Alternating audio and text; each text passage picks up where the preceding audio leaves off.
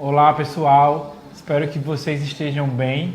Meu nome é Alberson Gomes e hoje nós iremos ter uma aula do 8º ano do ensino fundamental e da 4ª fase da EJA, né?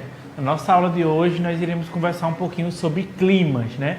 Na verdade a gente já fez uma introdução a clima, quando a gente conversou um pouquinho sobre o planeta e aí fica para a nossa conversa de hoje entender um pouquinho mais sobre o clima, sobre essas variações, sobre estações, sobre temperatura, o que determina o clima, quais são os aspectos que nos ajudam a definir o clima.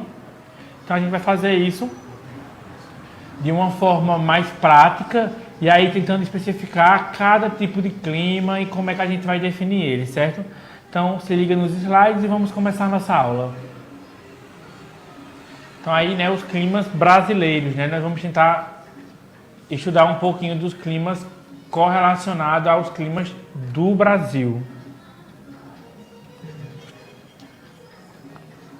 Clima é diferente de tempo, né? Quando a gente fala de tempo, a gente fala de estado da atmosfera num dado momento, né? Naquele exato momento, como é que está o tempo. Quando a gente fala de clima, né? A gente fala sobre sucessão habitual dos diversos estados do tempo por longos períodos anuais. Tipo assim, o clima ele vai estar pré-estabelecido em determinada região durante todo o ano, né? Então, tipo, fevereiro e março são tempos de frio. Então, todo ano, em fevereiro e março, vai ser frio. Já quando a gente fala em tempo, a gente vai falar sobre aquele momento. Agora vai chover. Daqui a uma hora vai fazer sol. Então, a gente está falando sobre tempo e sobre clima. Então aí, né, a gente vai falar um pouquinho sobre um exemplo. Vamos entender aí as chuvas convectivas ou de conversão, né? Ocorrem devido ao movimento ascendente de vapor da água, que ao entrar em contato com as camadas mais frias, condensam-se e precipitam, né? Essas chuvas costumam ser violentas e abundantes, próprias de regiões tropicais e equatoriais, onde a evaporação é intensa em virtude do forte aquecimento que elas sofrem, né? Então vamos lá. A gente vai entender, nessa compreensão de entender os tipos de chuva, né? Que a gente vai começar a ver agora. A gente vai ter essa chuva aí, né? De convecção ou convetiva, né? Que é essa chuva mais forte, né? Então o que é que acontece? Vai ter toda essa questão de vapor, né? De vapor d'água que vai chegar até as camadas mais frias. E aí vai acontecer essa condensação e precipitada, né? Precipitar, exatamente. Precipitar ou precipitar. E nessa situação vai acontecer essas chuvas que são as chuvas mais intensas. E aí elas vão ser quanto mais vapor chega nessas camadas frias, mais chuvas eu tenho.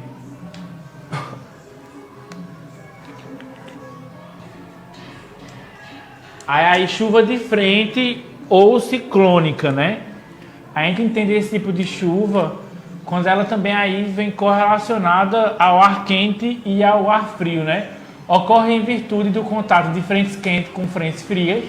Esse tipo de chuva é típico de países de clima temperado, né? Esses climas oscilantes, né? Então, eu vou ter uma chuva aí que vai estar sendo através de duas frentes, né? Uma frente quente e uma frente fria. Então aí ela vai ter toda essa turbulência desse tipo de chuva. E aí acontece muito nessa oscilação, né? Tipo, hora frio, hora quente, né? Então, hora vai estar fazendo um sol, hora vai estar chovendo. Então, essas chuvas mais precipitadas ou mais oscilantes. Chuvas orográficas ou de relevo, né? Que aí a chuva que resulta em uma subida forçada de ar quando no seu trajeto apresenta-se uma elevação, né? O ar ao subir arrefece, o ponto de saturação diminui e a umidade relativa aumenta e dá-se uma condensação, né? E consequente formação de chuvas, dando origem a uma precipitação. São frequentes nas áreas de relevo acidentado, ao longo de vertentes, de lado ou onde sobra um vento úmido. Então aí, ó, isso vai ser uma chuva típica de lugares montanhosos, que tem montanhas, né? O que é que vai estar acontecendo, né? Essa questão que a gente conversou sobre o vapor de água que vai subir, neste caso, ele vai subir de forma forçada, né? Então, por isso essa chuva aí, que a gente pode chamar de orográficos ou de relevo. Vamos agora entender um pouquinho sobre os fatores que explicam a distribuição das precipitações na Terra, né? O que é que vai fazer com que isso aconteça, né?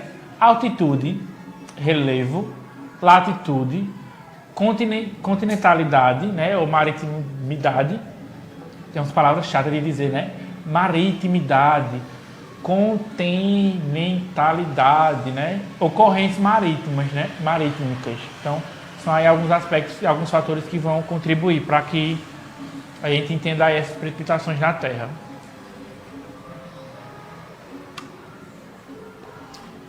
Aí vai falar só um pouquinho, só para vocês entenderem um pouquinho aí sobre a circulação atmosférica, né? Vento igual a ar em movimento, né? A gente vai ter as correntes aí, elas acidentadas e elas descendentes, né? E ascendentes, na verdade. Aí, ó, maior temperatura, baixa pressão. Menor temperatura, alta pressão, né? Aí são dois tipos de zona, né?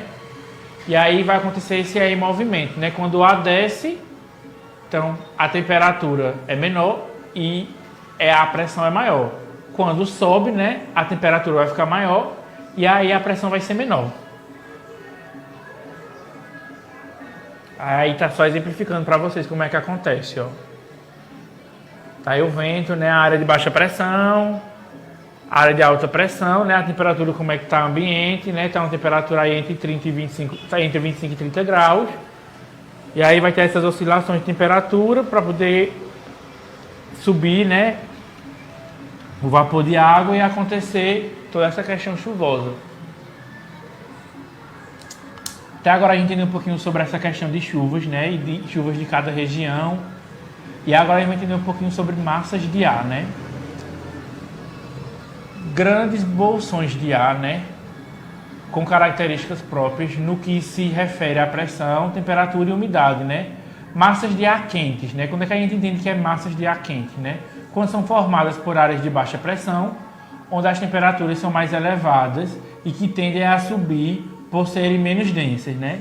E massas de ar fria são originárias de áreas de alta pressão, onde as temperaturas são menores, sendo mais densas, tendem a ocupar o lugar das massas de ar quente, né? Então, a gente sabe que quando a pressão é alta, né? A gente já vai ter um tipo aí. Quando a pressão é baixa, né? Então, significa que esse ar quente está subindo, a pressão baixa. Quando a pressão é alta, a gente entende aí que esse ar está descendo, então as massas são frias.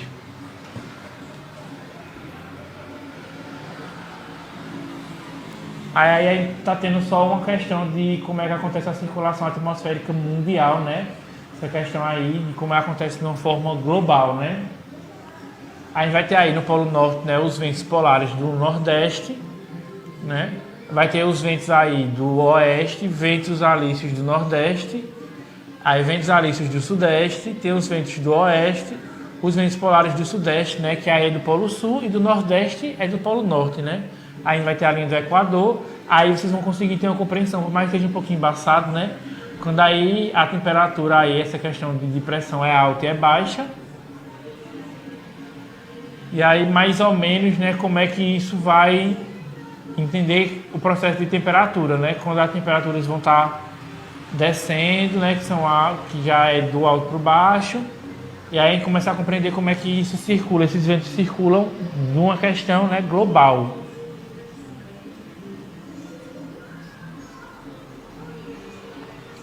Aí é como isso acontece, né, como as massas de ar atuam na América do Sul, na verdade, né?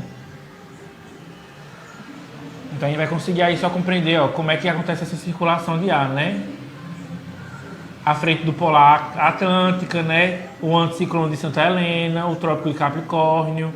Aí a gente já está recebendo toda essa questão de ar dos oceanos, tanto o Atlântico quanto o Pacífico. Aí já tem, ó, você pode perceber que nessa parte de baixo aqui, ó, é onde vem, né, lá a parte mais fria, né, ó, é mais fria, tá subindo aí, ó, que é a frente polar pacífica, a frente polar atlântica, então tem toda essa questão mais fria, por isso que essas regiões aí do sul, se a gente for entender como o Brasil, né, Essas questões aí do sul, do sudeste, são bem mais frias.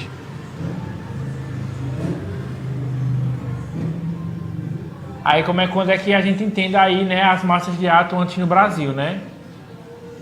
Quando esse ar que vem de baixo, né, que vem aí da parte do sudeste, ele leva essas massas de ar, aí a gente pega mais ali da parte dos polos, né, do polo, né? Então aí o que é que vai acontecer? No polo sul, a gente vai ter aí uma temperatura mais fria, então inverno.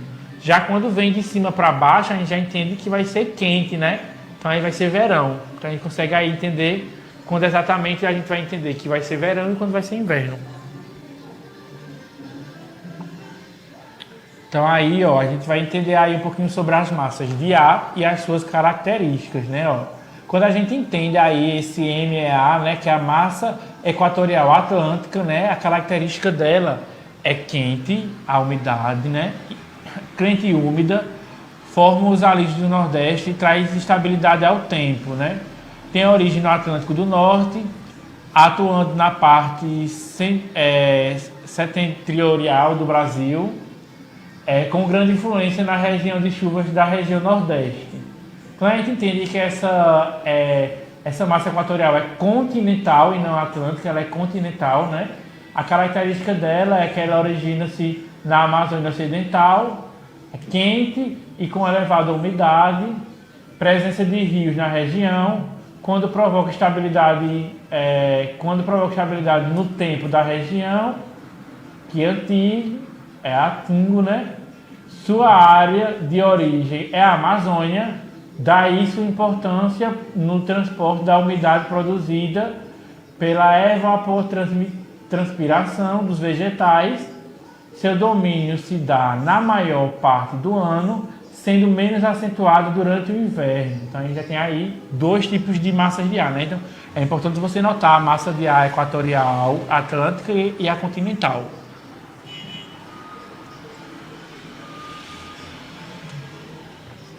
A gente vai entender agora um pouco sobre a massa tropical atlântica, né? Quente e úmida, com tendências a trazer estabilidade ao tempo, forma os alísios do sudeste, influencia o comportamento atmosférico na região sul e sudeste. Seu domínio estende-se de outubro a maio, mais acentuada nos meses do verão. Durante o inverno é deslocada pelos ventos alísios, atingindo também o nordeste.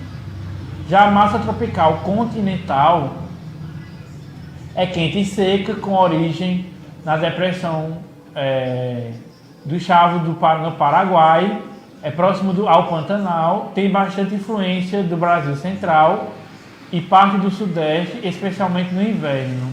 Já a massa polar atlântica, né, determina durante o inverno o estado de tempo, principalmente no sul brasileiro. Os avanços dessa massa, né, provocam ondas de frio na região sul, sudeste e no centro-oeste, muitas vezes acompanhadas de chuva, garoas, geadas. Quando atinge o sul amazônico, pode gerar um fenômeno da friagem, né, que ocorre no sul da Amazônia e no norte do Mato Grosso, com quedas acentuadas de temperatura.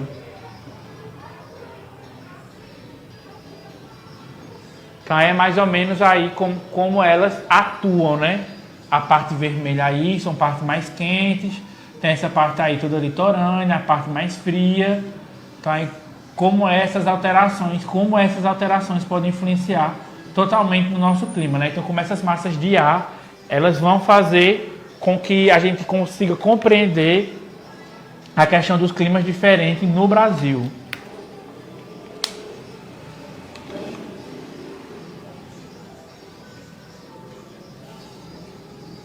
Então vamos lá, né? Até agora a gente falou muito, né? Então, na verdade, a gente falou muito sobre clima, um pouquinho sobre tempo, um pouquinho sobre essas massas de ar, como é que elas influenciam, como é que elas chegam no Brasil, de que parte elas chegam, quais são as características de cada parte dessas massas, né? E como é que elas influenciam no nosso clima.